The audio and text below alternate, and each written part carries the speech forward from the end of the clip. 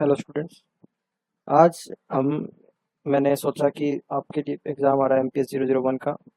तो उसके कुछ रिपीटेड जो क्वेश्चंस जो पिछले 5 साल में रिपीट हुए हैं, उनके कुछ चुनिंदा क्वेश्चंस को मैं आपके पर एक पीडीएफ बना देता हूँ और इसकी वीडियो बना देता हूँ। आपके हेल्प हो जाएगी, थोड़े इनको एक बार देख लेना इन क्वेश्चन आंसर को। वैसे तो आपको अपने पूरे चैप्टर सारे चैप्टर पढ़ना ही है, पढ़ ही लिए होंगे अभी तक तो वैसे।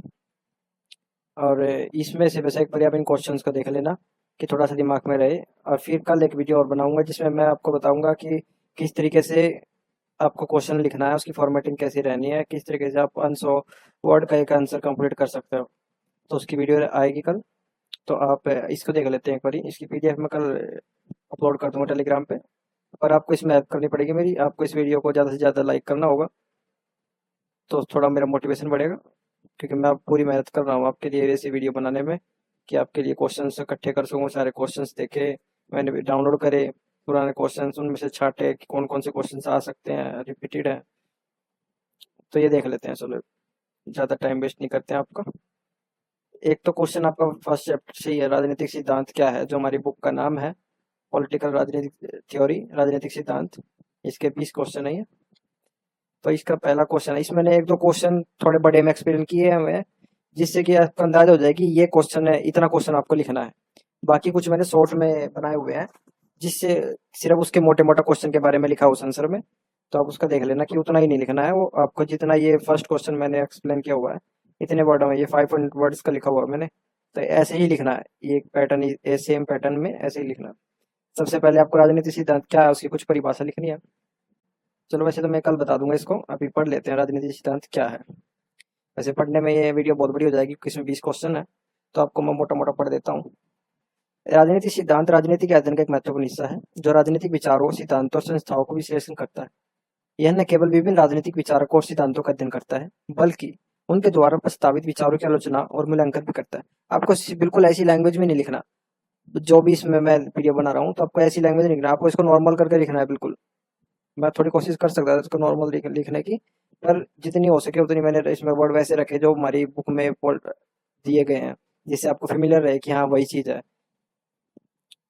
तो इसमें आपको नॉर्मल करना है, आपको अपनी भाषा में अपने तरीके से लिखना है इसको, बस आपको समझना है इसमें क्या क्या होता है।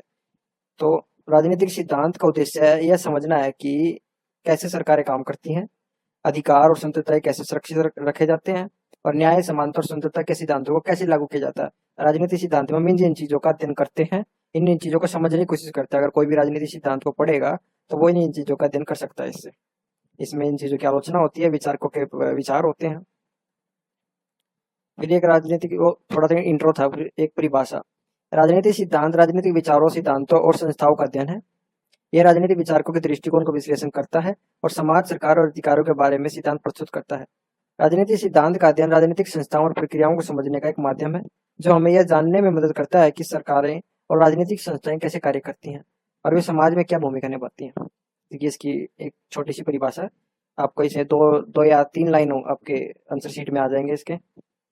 ऐसे ही आपको इंट्रो के बाद 4 पैराग्राफ ऐसे ही लिखने हैं ये। फिर आपने उसका इतिहास बताना है, अपने हेडिंग बनानी है और उसके बारे में 3 लाइन लिखनी है, 3 या 4 लाइन। फिर हेडिंग बनानी है, 3 या 4 लाइन लिखनी है। ऐसे शुरू में इंट्रो, उसके बाद 4 या 5 पैराग्राफ, और फिर बाद में कंक्लूजन यानी निष्कर्ष। इतिहास और विकास राजनीतिक सिद्धांत का किस तरह से हुआ। राजनीतिक सिद्धांत का इतिहास प्राचीन ग्रीक विचारकों जैसे प्लेटो और अरस्तु से लेकर आधुनिक विचारकों जैसे John Locke, Thomas Hobbes, Karl Marx और जॉन रोल्स तक फैला हुआ है। इन विचारकों के नाम याद रख लीजिए, आपको याद रखना चाहिए, क्योंकि एमपीएस 1 में इन विचारकों के बारे में ही जिक्र होगा और आंसर भी क्वेश्चन भी इन्हीं से आएगा। सबको जगह जगह जहाँ भी राजनीतिक सिद्धांत के बारे में किसी बताया गया तो अभी इन विचारकों के नाम यूज कर सकते हैं अपने आंसर के अंदर। प्राचीन काल में राजनीतिक सिद्धांत ने आदर्श राज्य और यानी प्लेटो ने बताया था और अरस्तु ने आदर्श राज्य और न्याय पर विचार किया। मध्य काल में यह धर्म और राजनीति के संबंधों पर केंद्रित था, और आधुनिक युग में राजनीतिक सिद्धांत ने मानव अधिकार, लोकतंत्र और न्याय पर गहराई से विचार किया। इन विचारकों ने अपने समय की राजनीतिक चुनौतियों का सामना करने के लिए सिद्धांत प्रस्तुत किए, जो आज भी प्रासंगिक है। ये जो क्वेश्चन है मैंने इसका चैप्टर एमपीएस 1 का पहले कराया हुआ है, तो उसमें आप नॉर्मल लैंग्वेज में भी समझ सकते हैं, उसमें मैंने समझाया हुआ है इसको बिल्कुल। मुख्य सिद्धांत और विचारक राजनीतिक सिद्धांत में कई प्रमुख सिद्धांत, मुख्य सिद्धांत और उसके कुछ प्रमुख विचारक यानी थिंकर्स में सिद्धांत में कई प्रमुख सिद्धांत और विचारक शामिल हैं, जैसे कि जॉन लॉक प्राकृतिक सिद्धांत, जॉन लॉक के प्राकृतिक अधिकार सिद्धांत ने आधुनिक लोकतंत्र की नींव रखी। थॉमस हॉब्स ने सामाजिक अनुबंध की अवधारणा दी, जो राज्य की शक्ति और नागरिकों के अधिकारों के बीच संतुलन पर आधारित है। और कार्ल मार्क्स ने साम्यवाद और वर्ग संघर्ष पर आधारित राजनीतिक सिद्धांत प्रस्तुत किया। जॉन रॉल्स ने न्याय का सिद्धांत विकसित किया, जिसमें समानता और शुद्धता को प्रमुख स्थान दिया। ये विचारक और उनके सिद्धांत पर राजनीतिक सिद्धांत के अध्ययन के मूलभूत आधार हैं। राजनीतिक सिद्धांत का महत्व। राजनीतिक सिद्धांत समाज और सरकार के बीच संबंधों को समझने में महत्वपूर्ण भूमिका निभाता है। यह हमें यह समझने में मदद करता है कि सरकारें कैसे काम करती हैं और उन्हें कैसे काम करना चाहिए। यह नागरिकों के अधिकारों और स्वतंत्रताओं की सुरक्षा में भी महत्वपूर्ण है।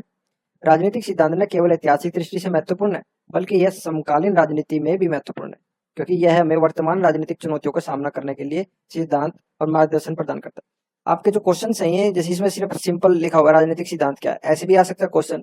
आप राजनीतिक सिद्धांत की प्रकृति बताइए, राजनीतिक सिद्धांत की व्याख्या कीजिए, उसमें भी यही चीज लिखनी है। क्वेश्चन का बस लिखने का तरीका हो जाता है उनका क्वेश्चन थोड़ा, पर आंसर में आपको यही लिखना। जहाँ भी राजनीतिक सिद्धांत के बारे में विश्लेषण कीजिए, अपनी टिप्पणी दीजिए, उसमें भी यही लिखना है। टिप्पणी वाले में आपको जो 2 भाग में आते हैं, ख भाग में हमारे क और ख लिखना होते हैं, जिसमें उसमें आपको 250 वर्ड का लिखना। आप उसमें अपने छोटे छोटे कर दीजिए, अपने 4 भाग बना के 2-2 लाइन के लिख के अपने निष्कर्ष कर दीजिए। और जो 500 अंक उसमें हर एक पैराग्राफ की 4-4 लाइन लिख के, 4 या 3 मैक्सिमम लाइन और 4 या 5 पैराग्राफ बनाइए, और बाद में निष्कर्ष और शुरू में इंट्रो। आपके आंसर का फॉर्मेट तो यही रहना चाहिए। और उसमें आप लाइन थोड़ा पैराग्राफ को बड़ा छोटा कर सकते हैं नंबर के हिसाब से। आपके 2 या दोनों साइड मिला के 2 पेज यानी 4 पेज हो जाएंगे, 4-4.5 पेज, तो आपको बहुत है इतना। जैसे कि इंट्रो परिभाषा फ्रंट पेज पे हो जाएगी आपकी। फिर उसके बाद सेकंड पेज पे 2 पैराग्राफ, थर्ड पेज पे 2 पैराग्राफ, और लास्ट के पेज पे 1 पैराग्राफ लिखना चाहे तो पैराग्राफ और निष्कर्ष। आपके 4 पेज कंप्लीट हो जाएंगे। आपके ये ठीक ठाक नंबर लाने के लिए ठीक है फॉर्मेट आपका। अच्छा आंसर, अगर आपको और ज्यादा लिख सकते हैं आप, तो आप इसके 6 पेज तक लेके जा सकते हैं और आपके नंबर बहुत अच्छे आएंगे फिर उससे। समकालीन संदर्भ और प्रासंगिकता। समकालीन राजनीति में राजनीतिक सिद्धांत की प्रासंगिकता और भी बढ़ गई है। वैश्वीकरण, पर्यावरणीय चुनौतियों और तकनीकी प्रगति के संदर्भ में राजनीतिक सिद्धांत नए सवालों और चुनौतियों का सामना करता है। आज के समय में राजनीतिक सिद्धांतकार लोकतंत्र की रक्षा, मानवाधिकारों की सुरक्षा और सामाजिक न्याय को बढ़ावा देने के लिए नए सिद्धांत और दृष्टिकोण को विकसित कर रहे हैं। फिर लास्ट और निष्कर्ष हो जाएगा। निष्कर्ष में आपको तकरीबन वही लिखना होता है जो आपने पहले लिखा हुआ है, कि फिर आपने लिखना है कि उसमें एक पॉइंट ऑफ व्यू देना है कि अपना कि आप क्या समझे और आप क्या चेंज करना चाहते हैं। अगर राजनीतिक सिद्धांत का अध्ययन करेंगे तो हम क्या सीख सकते हैं, तो आपको अपने फर्स्ट पॉइंट ऑफ व्यू से लिखना है। फिर उसे राजनीतिक सिद्धांत राजनीति के अध्ययन का एक महत्वपूर्ण हिस्सा है, जो हमें सरकारों और संस्थाओं और अधिकारों के बारे में गहरी समझ प्रदान करता है। यह न केवल ऐतिहासिक और समकालीन राजनीतिक विचारकों के सिद्धांतों का विश्लेषण करता है, बल्कि हमारे समाज में न्याय और समानता और स्वतंत्रता को बढ़ावा देने के लिए मार्गदर्शन भी प्रदान करता है। राजनीतिक सिद्धांत का अध्ययन राजनीतिक विचारों और प्रक्रियाओं की गहरी समझ विकसित करने में सहायक है, जो समाज और सरकार के बीच बेहतर संबंध स्थापित करता है। अगर आपको इसकी लैंग्वेज अच्छी लगे तो इसको वीडियो को जरूर लाइक करना, जिससे कि मुझे अंदाजा हो जाए कि हाँ आपको, और कमेंट भी करके आप फीडबैक दे सकते हैं कि आपको इसकी लैंग्वेज कैसी लगी, आपको ज्यादा कठोर लगी, डिफिकल्ट लगी लैंग्वेज, तो मैं उसको थोड़ा नॉर्मल करने की कोशिश करूंगा नेक्स्ट टाइम।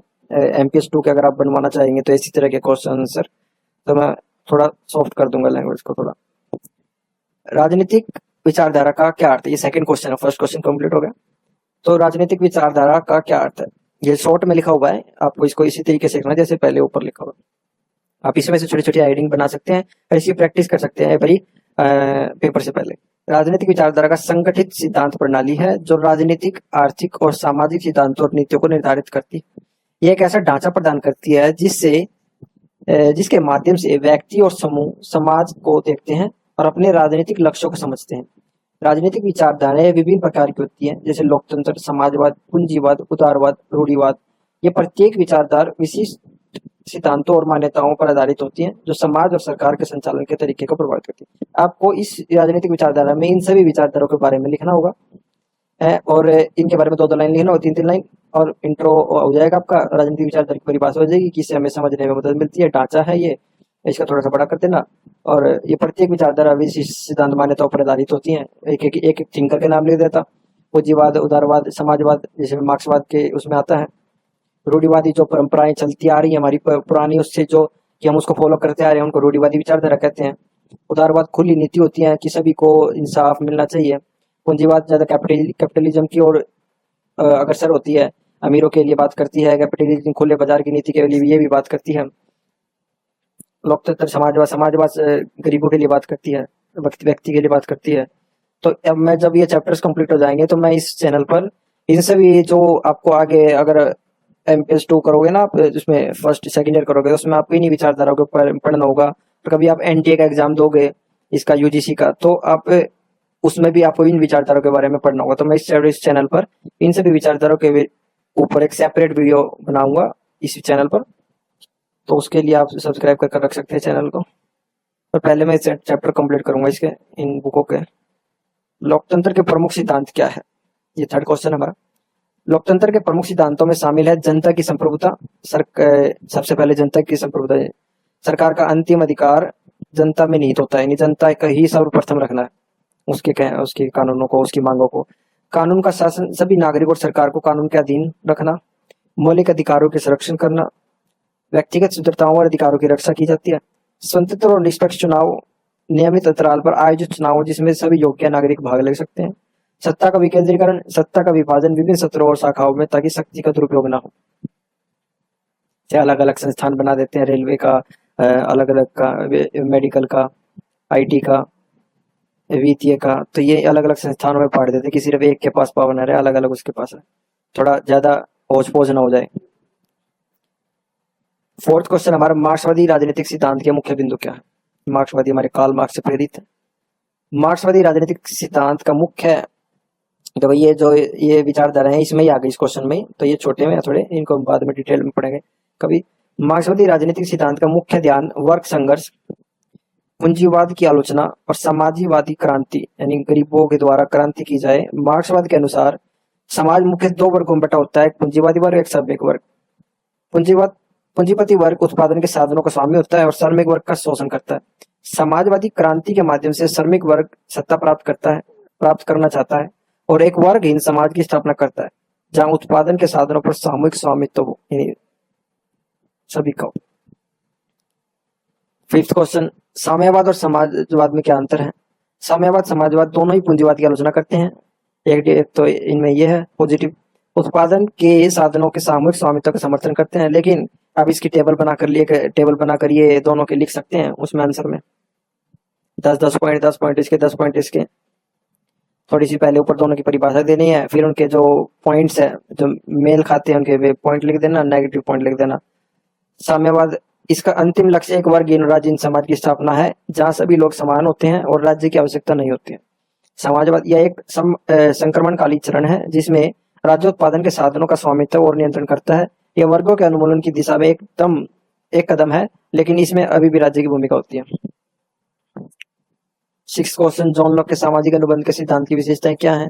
आप इनको पढ़ लीजिएगा, आपको ये पढ़ने पड़ेंगे, मैं इनकी पीडीएफ शेयर कर दूंगा, या इस वीडियो को थोड़ा धीरे धीरे मैं नीचे की तरफ चला देता हूँ, जिससे आप अगर अभी देखना चाहें, अभी पढ़ना चाहें इनको, तो वीडियो से पढ़ लेना, नहीं तो आज शाम को या कल मैं पीडीएफ को अपलोड कर दूंगा इसको टेलीग्राम पर। ये देख लेते हैं, जॉन लॉक के सामाजिक अनुबंध का सिद्धांत, इसके आप स्क्रीनशॉट भी खींच सकते हैं। फिर मैक्स वेबर के दृष्टिकोण से ब्यूरोक्रेसी क्या है। ये छोटे छोटे हैं, अभी इनको जो ये आपने दिए हो इसमें हेडिंग्स दी हुई हैं, जैसे इनको आपको एक्सप्लेन करना है अपने आंसर में जब आप लिखोगे, तो इनको एक बार आप समझ के चले जाना अच्छी तरह कि क्या क्या है, किस तरीके से लिखना चाहिए पड़ेगा मुझे आंसर। राजनीतिक अधिकार और नागरिक अधिकार में क्या अंतर है, 8वां क्वेश्चन। जॉन स्टुअर्ट मिल की स्वतंत्रता की संकल्पना क्या है। गांधी जी के राजनीतिक विचारों की मुख्य विशेषताएं क्या है।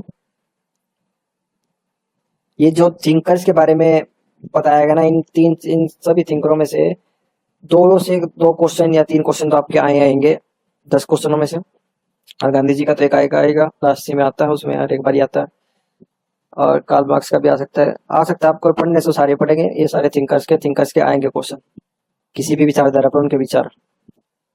तो राजनीतिक सिद्धांत, 11वां क्वेश्चन, राजनीतिक सिद्धांत का अर्थ और परिभाषा क्या है। देखिए उसे वैसा ही क्वेश्चन है जो हमने ऊपर पढ़ा है, रिपीटेटिव है, थोड़ा अलग करके लिखा हुआ है बस उन्होंने, ये भी बारी बारी आता है इसी तरीके से, इसलिए मैंने इसको क्वेश्चन को ले लिया था कि थोड़ा डिफरेंट दिखेगा, डिफरेंट तरीके से दोबारा। जॉन लॉक के प्राकृतिक अधिकार सिद्धांत की व्याख्या कीजिए। ये आंसर मैंने पूरा लिखा हुआ है इसमें, तो आप इसको पढ़ लीजिएगा पूरे को, 500 वर्ड का पूरा, इसको पढ़ लीजिएगा, इसको समझ गया, सिर्फ पढ़ना नहीं, इसको समझना है, इसको समझ लेना अच्छी तरह। क्या क्या चीजों की इसने अपने प्राकृतिक अधिकार में जिक्र किया गया है, किस किस चीजों का बात पे जोर देता था जॉन लॉक। मार्क्सवादी विचारधारा में राज्य की भूमिका पर चर्चा करें।